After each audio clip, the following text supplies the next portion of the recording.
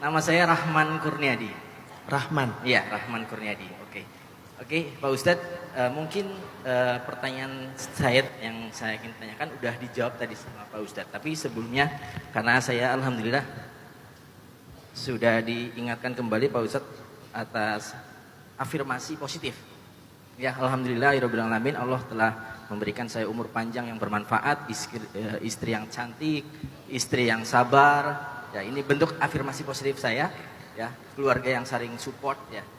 Tapi kadang betul bahwasanya kekhawatiran yang menyebabkan ada kegelisahan Pak Ustadz.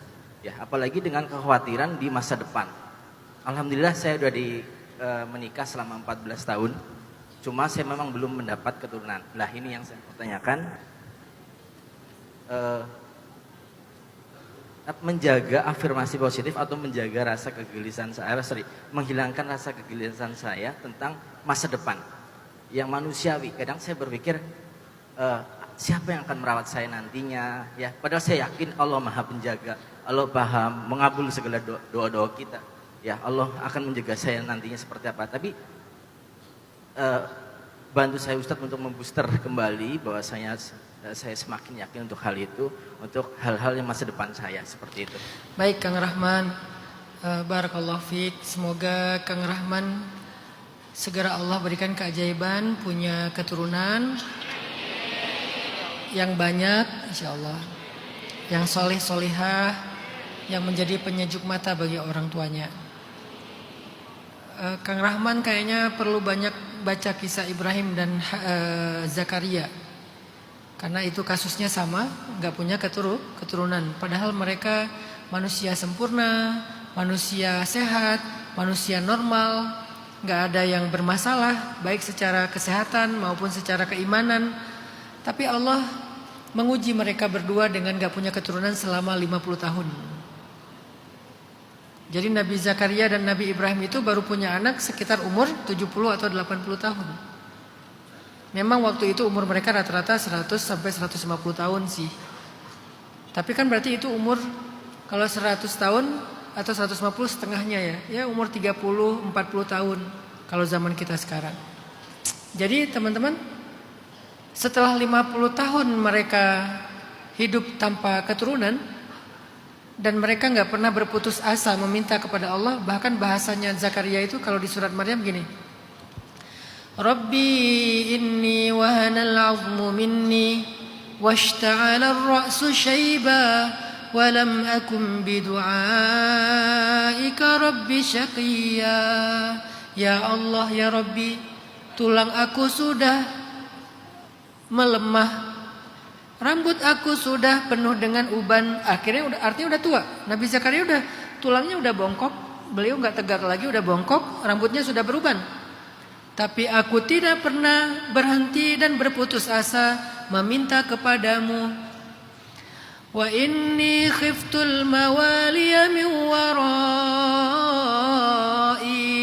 Aku khawatir, persis kayak Kang Rahman tadi. Saya khawatir tentang masa depan saya. Khiftu min warai. Aku khawatir di masa depan aku nanti nggak punya keturunan bakal gimana. Aku meninggal nggak ada yang ngurus jenazahku. Aku meninggal nggak ada yang meneruskan perjuanganku ya Allah. Khauf, khawatir, takut. Sama seperti yang dirasakan Kang Rahman. Itu yang dirasakan Zakaria.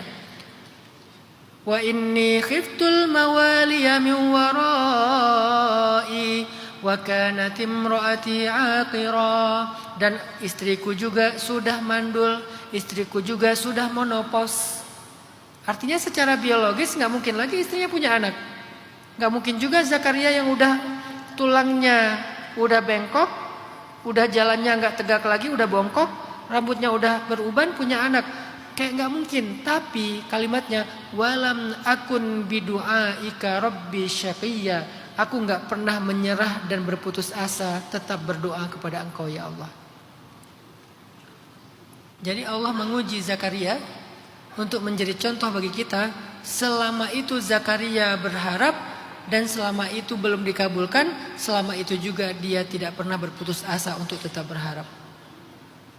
Fahabali min ladunka waliya yarithuni ويرث من آل يعقوب واجعله رب رضيا. Beri aku keturunan seorang anak laki-laki yang bisa mewarisi aku dan mewarisi keluarga Yakub, dan jadikanlah dia anak laki-laki yang soleh. Spesifik banget doanya. Padahal udah kayak nggak mungkin secara ilmiah. Tiba-tiba Allah berfirman, Ya Zakaria, setelah 50 tahun. Akhirnya Allah memanggil Zakaria. Ya Zakaria, inna nubashiruka bi ghulam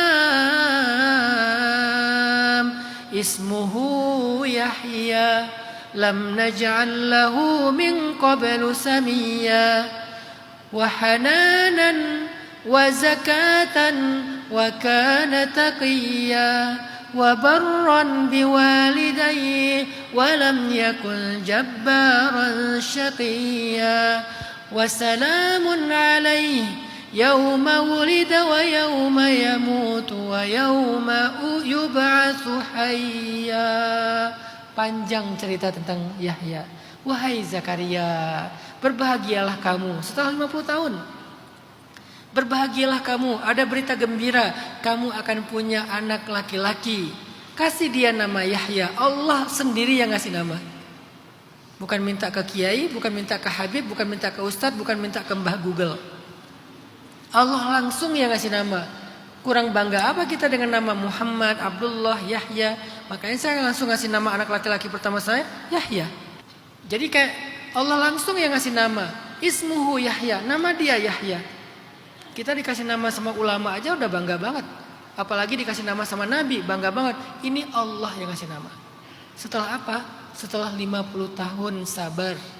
Jadi Kang Rahman dan istri, semoga Kang Rahman dan istri juga mendapatkan berita gembira seperti Zakaria. Walaupun gak harus 50 tahun, mungkin tahun depan, mungkin tahun depannya, tapi bahwa berita itu semoga ada. Dan anaknya seistimewa yang Allah berikan kepada Ibrahim dan Zakaria. Ibrahim juga gitu, kasih dia nama Ismail. Tahu arti Ismail? Ismail itu artinya anak yang suaranya didengar di langit. Bahasa Ibrani yang jadi bahasa Arab.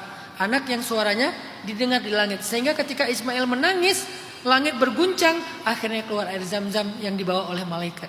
Dipukul dengan kakinya malaikat, keluar air zam-zam. Kenapa malaikat turun? Karena mendengar suara tangisan Ismail di bumi. Itu Ismail. Yang satu lagi Ishak. Apa maksud dari Ishak? Anak yang cerdas, brilian. Kalau kita pernah membaca cerdasnya Nabi ulama Imam Syafi'i, sekali baca langsung hafal. Sehingga kalau beliau baca buku, satu ditutup, satu dibaca. Takutnya kehafalnya langsung seketika dua-duanya. Jadi cara bacanya gini. Hafal. Kalau kita kan nggak hafal-hafal ya. Udah melotot nggak hafal-hafal, bolak-balik nggak hafal-hafal. Imam Syafi'i saking otomatis menghafal, tutup dulu. Kalau Imam Syafi'i bisa kayak gitu, saya yakin Ishak lebih dari itu. Cerdasnya cerdas banget ya. Hasil apa? Hasil sabar 50 tahun juga bersama dengan Sarah dan Hajar. Jadi cerita mereka mudah-mudahan bisa menjadi afirmasi positif, menenangkan, menjadi sebuah harapan. Bahkan kalau nanti Kang Rahman berdoa, berdoalah seperti doanya Zakaria yang ada di surat pembukaan surat Maryam, sehingga doa yang ajaib terjadi pada Zakaria akan terjadi juga dalam kehidupan Kang Rahman.